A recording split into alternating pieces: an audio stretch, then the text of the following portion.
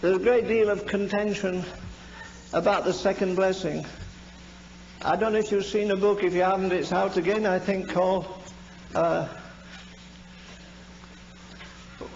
Greater Experiences of Famous Christians. There isn't one of them in the list that didn't have a second crisis. One of the most amazing men we've forgotten about was George Fox. And George Fox was filled with the Holy Ghost. He had to go to prison very often. He's going down the street one day. God says, take your shoes off. So he took them off and shoved them under the hedge. Raise your hand and walk through town. Shout at the top of your voice.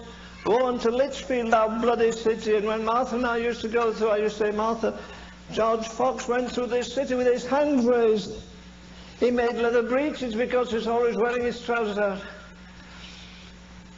He went through the city crying, woe unto Lichfield, thou bloody city.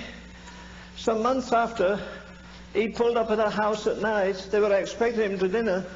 And the master of the house said, the maids are not ready yet. And the chef, in a big house, he said, would you please sit in my library and read a little? So George Fox went in. He took down one of those big tomes. They were all leather bound, you know, big things.